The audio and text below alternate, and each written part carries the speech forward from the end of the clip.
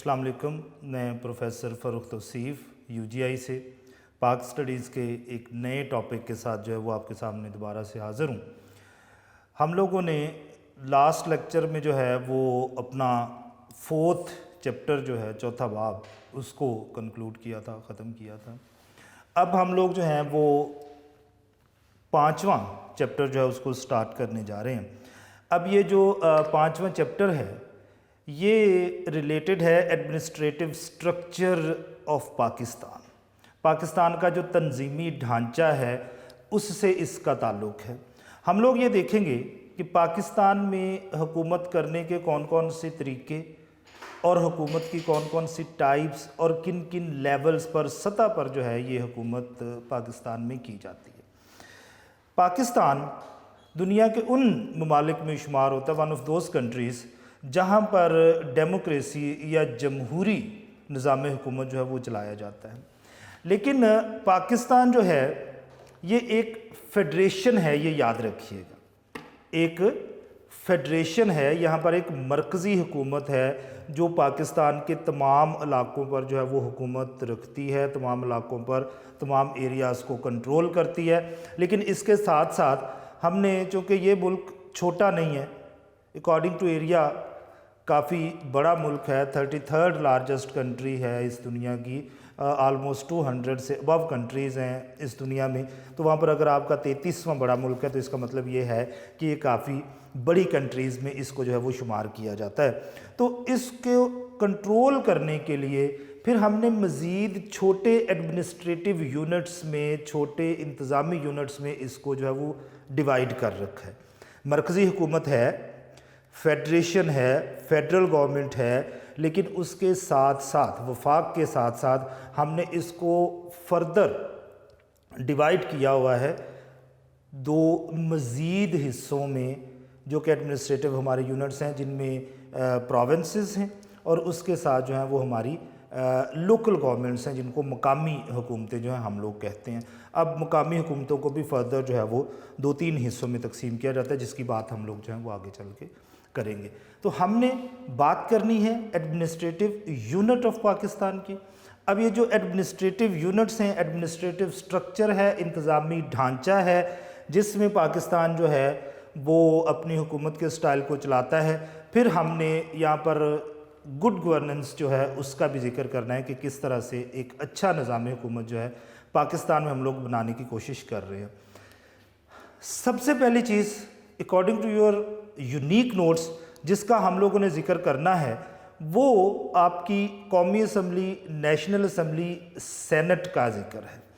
अच्छा, हम लोग उर्दू में इसको जब मजलिस शूरा और इंग्लिश में इसको पार्लियामेंट जो है वो कहा जाता है। क्वेश्चन आपसे ये है कि आपने पार्लियामेंट के फंक्शंस जो हैं वो बताने हैं, या जो मजलिस शूरा है उसके फ़राइज़ के बारे में आप लोगों ने डिस्कशन करनी है।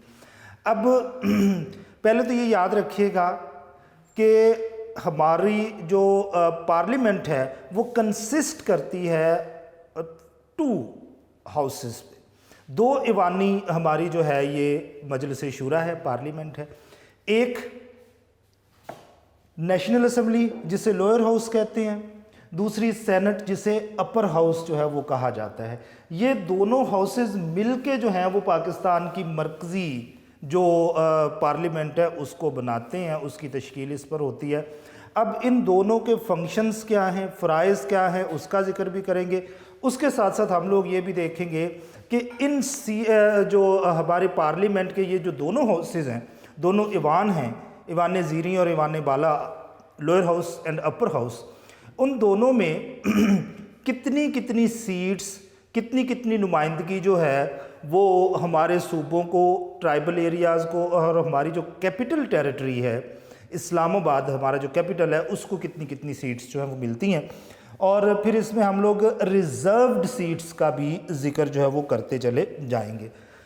ये जो हमारे पास स्ट्रक्चर है, ये स्ट्रक्चर 1973 का जो कॉन्स्टिट्यूशन है उसके अकॉर्डिंगली हम लोग जो हैं वो पढ़ने जा रहे हैं। और ये याद रखिएगा कि हमारे यहाँ पर जो तमाम तर ताकत है, पावर्स हैं, वो इन्हीं दोनों हाउसेस के पास मौजूद हैं। अब सबसे पहले हम लोग नेशनल असम्बली का जिक्र कर लेते हैं। पहले तो हमें ये पता होना चाहिए कि अगर आपको नेशनल असम्बली का मेंबर बनना है तो उसके मेंबर बनने के लिए आपकी एक तो एज लिमिट क्या होनी चाहिए, और दूसरा आप कौन सी सीट्स पर जो है वो इलेक्शन लड़ सकते हैं कि आप जनरल इलेक्शंस में जा सकते हैं। सबसे पहली चीज़, नेशनल असम्बली में आपको इलेक्शन लड़ने के लिए एज जो है वो 25 ईयर्स मिनिमम होनी चाहिए। एमएनए बनने के लिए, मेंबर फॉर नेशनल असम्बली बनने के लिए आपको जो है वो कम से कम 25 साल की आपकी एज होनी चाहिए। और यहाँ पर ये याद रखिएगा कि ये एज जो है ये सिर्फ और सिर्फ एमएनए के लिए है। अब यही एमएनए जो है ये प्राइम मिनिस्टर भी बन सकता है। इलेक्टेड एमएनए जो कि इलेक्शन के ज़रिए, जनरल इलेक्शंस के ज़रिए जो है वो इलेक्शन जीत के आएगा, वो प्राइम मिनिस्टर या वज़ीर आज़म बन सकता है। लेकिन यहाँ पर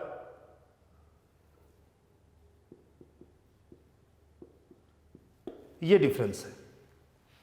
एमएनए बनने के लिए, कौमी असम्बली का मेंबर बनने के लिए आपकी एज 25 साल होना काफ़ी है, लेकिन 25 साल का बंदा जो है वो प्राइम मिनिस्टर नहीं बन सकता। उसके लिए उसकी एज जो है वो मिनिमम 45 ईयर्स होना जो है वो ज़रूरी है। ये हमारे कॉन्स्टिट्यूशन का हिस्सा है।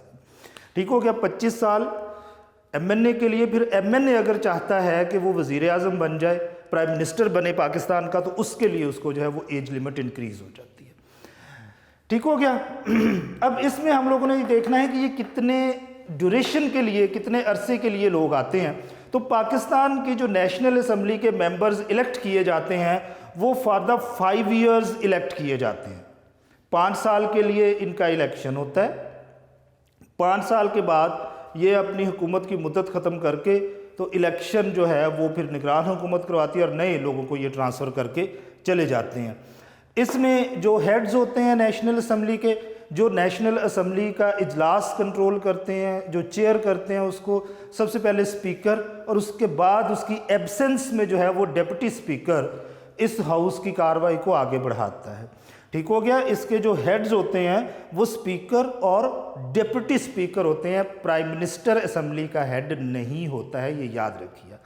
बल्कि प्राइम मिनिस्टर जो है असम्बली में जाके अपने कामों पर जो सवाल, जो क्वेश्चंस उठाए जाते हैं डिफरेंट लोगों की तरफ से, जो एमएनएज होते हैं, मेंबर्स ऑफ दैट हाउस होते हैं, उनके सवालों के जवाब देना इसकी ज़िम्मेदारी होती है। लेकिन उसको चेयर करते हैं, उसको हेड करते हैं स्पीकर, और अगर स्पीकर मौजूद नहीं है तो उसकी एब्सेंस में डिप्टी स्पीकर जो है ये काम करेगा।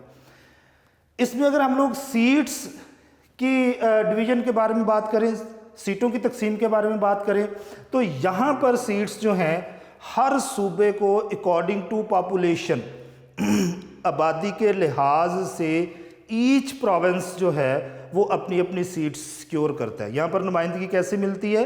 जितनी आबादी उतनी यहाँ पर आपको नुमाइंदगी मिलेगी। पंजाब पाकिस्तान का सबसे बड़ा सूबा, उसके पास नेशनल असम्बली में सबसे ज़्यादा सीट्स। फिर उसके बाद आपका दूसरा बड़ा सूबा सिंध, फिर केपीके, फिर बलूचिस्तान जो है ये आते हैं। तो ये अकॉर्डिंग टू पॉपुलेशन आपकी जो सीटों की डिवीज़न है ये इस तरह से की जाती है। अगर पंजाब की पॉपुलेशन सबसे ज़्यादा है तो यहाँ पर नुमाइंदगी सबसे ज़्यादा मिलेगी नेशनल असम्बली में, और बलूचिस्तान जो कि पॉपुलेशन के लिहाज से, आबादी के लिहाज से सबसे कम आबादी रखता है, तो यहाँ पर नुमाइंदगी भी कम है। पंजाब 148, 148 सीट्स होती हैं उसके पास, सिंध 61। अब इससे आपको अंदाज़ा हो सकता है कि पंजाब की और सिंध की पॉपुलेशन में कितना ज़्यादा डिफरेंस है, कितना ज़्यादा फ़र्क है। पंजाब के पास 148 सीट हैं, आलमोस्ट 80 के करीब सीटें जो हैं वो ज़्यादा हैं सिंध से हमारे पास। तो इसका मतलब यह है कि पॉपुलेशन भी सिंध से हमारी उतनी ही ज़्यादा है। तो सिंध के पास 61 सीट्स आती हैं। बलूचिस्तान जो है उसके पास 14 हैं, सबसे छोटा सूबा है। केपीके के पास जो है वो 35 सीट्स हैं। तो ये हमारे जो सूबे हैं उनके पास ये जो है वो तकसीम बनती है सीटों की। सबसे ज़्यादा पंजाब, फिर सिंध, फिर केपीके, फिर जो है वो बलूचिस्तान का नंबर आता है। इसके बाद फाटा का इलाका जो आता है, क्योंकि जो इलेक्शन हमारे यहाँ लास्ट टाइम हुए हैं 2018 में, उसमें फाटा जो है वो अलग से ही उसके पास सीट्स थी, और अभी ये केपीके में मर्ज नहीं हुआ था, ये आफ्टर 2018 जो है ये केपीके में मर्ज हुआ है। तो हम जब भी बात करेंगे तो ये फाटा के जो कबायली इलाके हैं उनको नेक्स्ट इलेक्शंस तक जो है हम लोग इसी तरह से बाइफर्केट करेंगे, इसी तरह से उसको डिफ्रेंशिएट किया जाएगा। तो जो कबायली इलाका जाते हैं वहाँ की सीट्स जो हैं वो 12 हैं, 12 सीट्स। इस्लामाबाद जो है उसके हिस्से में दो सीट्स आती हैं, क्योंकि सिर्फ एक ही शहर है और पॉपुलेशन भी इतनी ज़्यादा नहीं है, तो वहाँ पर नुमाइंदगी सिर्फ 2 लोगों को दी जाती है। अच्छा, ये सीट्स जिनका मैंने ऊपर जिक्र किया है ये वो सीट्स हैं जो जनरल इलेक्शन के ज़रिए आती हैं, यानी यहाँ पर हर कैंडिडेट जो है किसी दूसरे कैंडिडेट को इलेक्शंस में हरा के पहुँचा होता है। लेकिन हमारे यहाँ पर कुछ सीट्स जो हैं वो रिज़र्व्ड सीट्स होती हैं। अब ये जो रिज़र्व्ड सीट्स होती हैं उसमें 60 सीट विमेंस की होती हैं और 10 सीट्स जो हैं ये माइनॉरिटीज़ की होती हैं। जो विमेन सीट्स हैं ये याद रखिएगा कि ये इलेक्शन लड़के नहीं आती, ठीक हो गया। ख़वातीन के लिए जो सीट्स रिज़र्व की गई हैं नेशनल असम्बली में, कौमी असम्बली में 60, ये 60 की 60 सीटें जो हैं यहाँ पर मुख्तलिफ जो हमारी पॉलिटिकल पार्टीज़ हैं उनकी तरफ से ख़वातीन को नॉमिनेट किया जाता है और वो इलेक्शन के ज़रिए जो है वो आगे आती हैं। मिनॉरिटीज़, अब ये जो मिनॉरिटीज़ की 10 सीट्स हैं यहाँ पर बाकायदा इलेक्शन होता है, जनरल इलेक्शन के थ्रू ये मिनॉरिटीज़ के लोग आते हैं जो नॉन मुस्लिम्स हैं, जो अक़लियत में लोग शामिल हैं। लेकिन ये सेपरेट इलेक्टोरल सिस्टम यानी जुदागाना इंतखाबात के ज़रिए आते हैं। मिनॉरिटीज़ की जो सीट हैं वहाँ पर सिर्फ मिनॉरिटीज़ के लोग ही कैंडिडेट हो सकते हैं और मिनॉरिटीज़ के लोग ही उनको जो हैं वो वोट भी कास्ट करते हैं, ठीक हो गया। ये रिज़र्व्ड सीट हैं।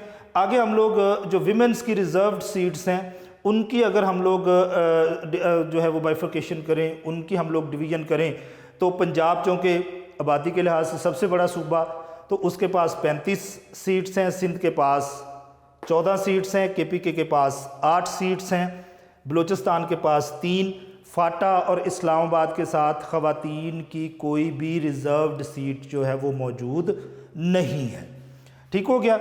अब आगे अगर हम लोग जाएं, इसका जो अपर हाउस है जिसको हम लोग सेनेट कहते हैं, सेनेट जो है इसमें बड़ी दिलचस्प सिचुएशन है सीट्स के हवाले से, क्योंकि सेनेट में जो है किसी भी प्रोविंस को या किसी भी सूबे को अकॉर्डिंग टू पॉपुलेशन जो है वो नुमाइंदगी नहीं मिलती। उसमें 22 सीट्स फॉर ईच प्रोविंस है, हर सूबे के लिए 22 सीटें हैं। 4 सूबे, चारों के पास जो है वो 22 सीटें मौजूद हैं, किसी की नुमाइंदगी ज़्यादा नहीं है। यहाँ पर फार्मूला नेशनल असम्बली वाला जो है वो अप्लाई नहीं होता है और ये हमारा जो कॉन्स्टिट्यूशन है ये 1973 के अकॉर्डिंगली एडमिनिस्ट्रेशन है, ये ढांचा है हमारा स्ट्रक्चर जिसका जिक्र कर रहे हैं। इस्लामाबाद के पास 4 टोटल सीट्स हैं, फाटा 8 सीट्स हैं और मिनॉरिटीज़ के पास जो है ये 4 सीट्स हैं। अच्छा, अब यहाँ पर ये याद रखिएगा कि जो हमारे यहाँ के मेंबर्स होते हैं वो 6 साल के लिए इलेक्ट किए जाते हैं, जबकि हमने नेशनल असम्बली और कौमी असम्बली में क्या कहा था कि वहाँ पर जो इलेक्शन होता है और जो लोग इलेक्ट होके आते हैं वो सिर्फ 5 साल के लिए हुकूमत करते हैं, उसके बाद चले जाते हैं, उनकी टर्म जो है वो ख़त्म हो जाती है। लेकिन ये जो है यहाँ पर इलेक्शन जो है वो हर 3 साल के बाद होता है और ये 6 साल के लिए इलेक्ट होते हैं। 3 साल के बाद इलेक्शन इस तरह से होता है कि यहाँ पर जितनी भी सीट्स हैं उन सीट्स में से 50% सीट्स पर इलेक्शन हो गया, फिर उसके बाद 3 साल के बाद अगली जो 50% सीट्स होती हैं उन पर इलेक्शन होता है। ये 6 साल के लिए आते हैं। इनके जो हेड्स होते हैं जो इस हाउस की कार्रवाई को चलाते हैं वो चेयरमैन और डिप्टी चेयरमैन होते हैं। चेयरमैन सेनेट और डिप्टी चेयरमैन सेनेट जो हैं वो इसकी कार्रवाई करते हैं। अब अगर चेयरमैन मौजूद है तो वो सेनेट की कार्रवाई को जो है वो चेयर करेगा, चलाएगा। इसी तरह से अगर चेयरमैन नहीं है तो उसकी एब्सेंस में, गैर हाज़िरी में डिप्टी चेयरमैन जो है वो फिर कार्रवाई जो है वो हाउस की आगे बढ़ाएगा। इन दोनों में फ़र्क है। एक फ़र्क नेशनल असम्बली में अकॉर्डिंग टू पॉपुलेशन सीट्स होती हैं। सेनेट में हर सूबे के पास जो है वो एक जैसी इक्वल सीट्स होती हैं। दूसरा, नेशनल असम्बली जो है वहाँ पर 5 साल के लिए लोग आते हैं। सेनेट में लोग जो हैं वो 6 साल के लिए काम करने के लिए आते हैं। वहाँ पर स्पीकर और डिप्टी स्पीकर होते हैं, जबकि सेनेट में चेयरमैन और डिप्टी चेयरमैन जो हैं वो हाउस की कार्रवाई को आगे बढ़ाते हैं। और सेनेटर जो है, ये भी याद रखिएगा कि सेनेटर किसी भी सूरत में प्राइम मिनिस्टर नहीं बन सकता। ये प्राइम मिनिस्टर जो है सिर्फ एमएनए या कौमी असम्बली के मेंबर्स जो हैं वो वही बन सकते हैं। इसलिए सेनेटर्स जो हैं वो किसी भी सूरत में प्राइम मिनिस्टर या वज़ीर आज़म की सीट पर जो है वो नहीं बैठ सकते हैं।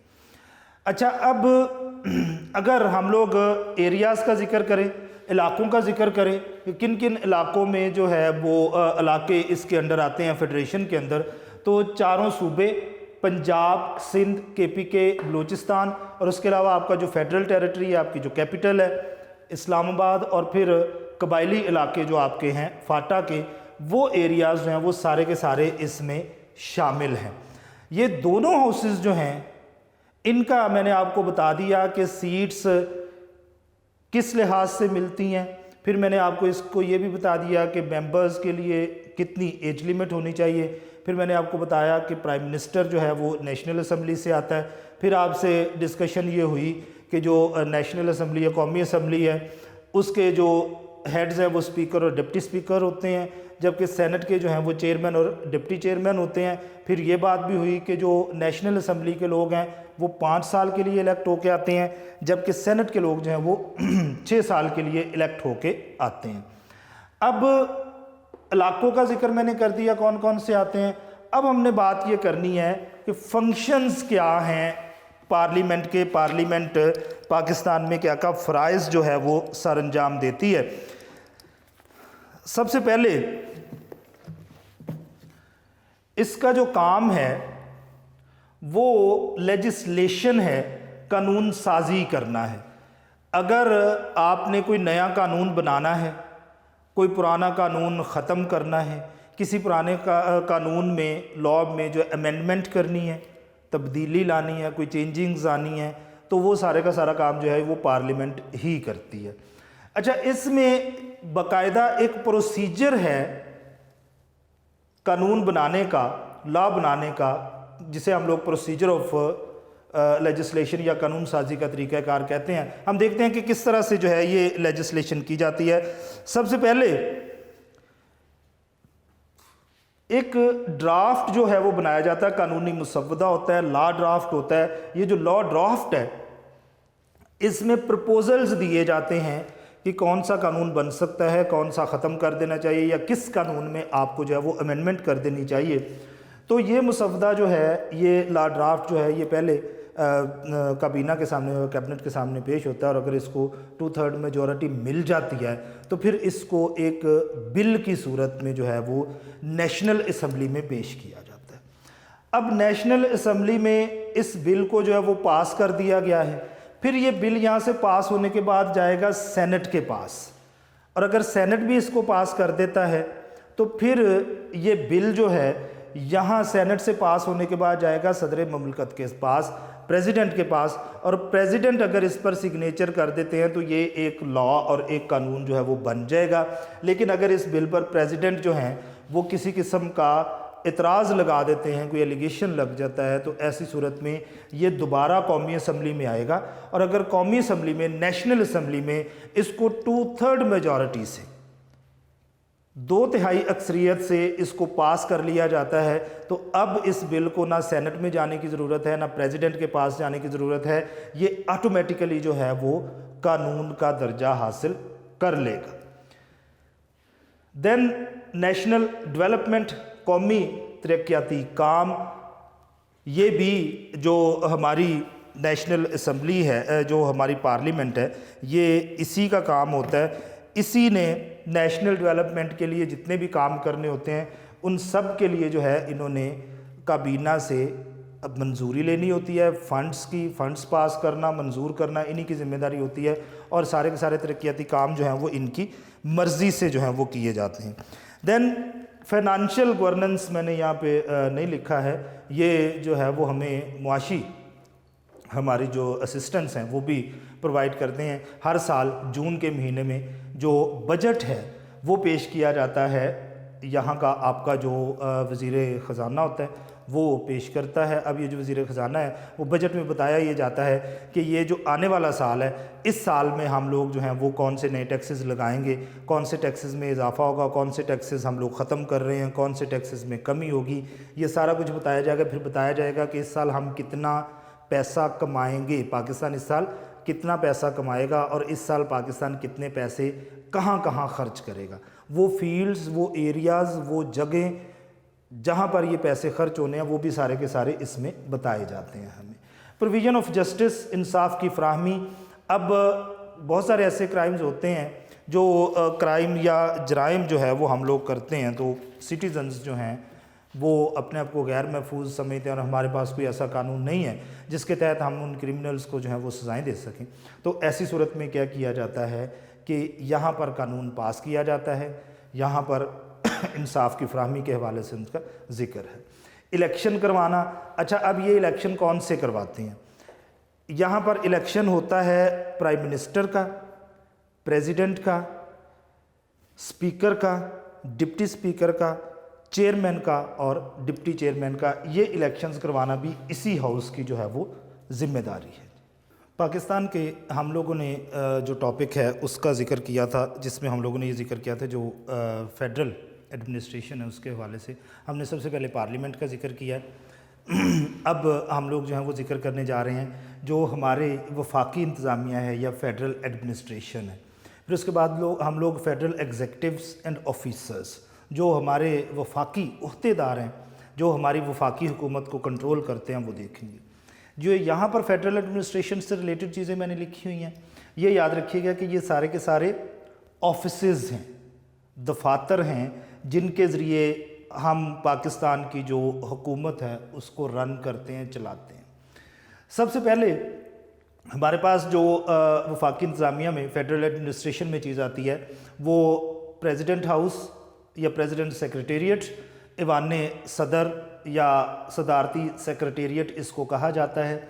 फिर उसके बाद प्राइम मिनिस्टर हाउस या प्राइम मिनिस्टर सेक्रेटेरिएट, ईवान वज़ीर आज़म या वज़ीर आज़म हाउस भी जो है वो इसको कहा जाता है। अब ये याद रखिएगा कि प्रेसिडेंट के पास जो भी तजवीज़, जो भी प्रपोज़ल प्राइम मिनिस्टर की तरफ से जाना है वो इसी हाउस ने, इसी सेक्रेटेरिएट ने उनसे लेना है। और जो प्रेसिडेंट की एडवाइसेस हैं जो प्राइम मिनिस्टर तक पहुंचनी है वो भी सारी की सारी जो हैं वो यहाँ से प्राइम मिनिस्टर हाउस या प्राइम मिनिस्टर सेक्रेटेरिएट तक जाएंगी। ठीक हो गया। रिपोर्ट्स और प्रपोजल्स जो हैं वो प्राइम मिनिस्टर सेक्रेटेरिएट या प्राइम मिनिस्टर हाउस से प्रेसिडेंट सेक्रेटेरिएट या प्रेसिडेंट हाउस तक जाते हैं। वहाँ से एडवाइस और ऑर्डर्स जो हैं वो आते हैं प्राइम मिनिस्टर हाउस या प्राइम मिनिस्टर सेक्रेटेरिएट की तरफ। इसके नीचे फेडरल सेक्रेटेरिएट वफाकी ईवान का जो है वो यहाँ पर जिक्र हमने किया हुआ है। अब ये जो फेडरल एडमिनिस्ट्रेशन है, फेडरल हमारा सेक्रेटेरिएट है, उसमें 33 मिनिस्ट्रीज़ और 42 डिवीजन्स हैं। 33 मिनिस्ट्रियाँ और 42 जो हैं वो वफाकी डिवीजन्स जो हैं वो इसमें आते हैं। ठीक हो गया। फेडरल सेक्रेटेरिएट कंसिस्ट करता है, इसमें मौजूद हैं 33 मिनिस्ट्रियाँ और 42 डिवीजन्स। अब ये फेडरल सेक्रेटेरिएट का काम क्या है? उसने ये जो 33 मिनिस्ट्रीज़ और 42 डिवीजन्स हैं इनसे रिपोर्ट्स लेनी है, इनसे प्रपोजल्स लेने हैं और ये प्राइम मिनिस्टर हाउस या प्राइम मिनिस्टर सेक्रेटेरिएट तक पहुंचाने हैं।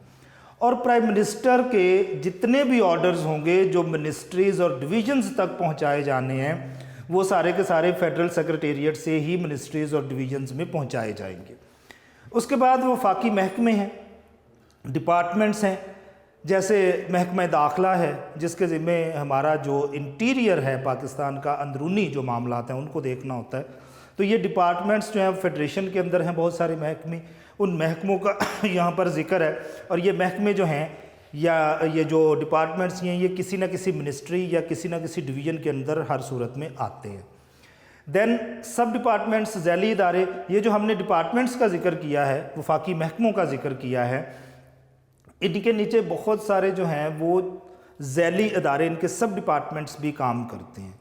अब ये सब डिपार्टमेंट्स रिपोर्ट्स डिपार्टमेंट्स तक पहुंचाते हैं, डिपार्टमेंट्स से ऑर्डर्स जो हैं वो सब डिपार्टमेंट्स तक आते हैं और सब डिपार्टमेंट्स उसके अकॉर्डिंगली रिएक्ट करते हैं, काम करते हैं।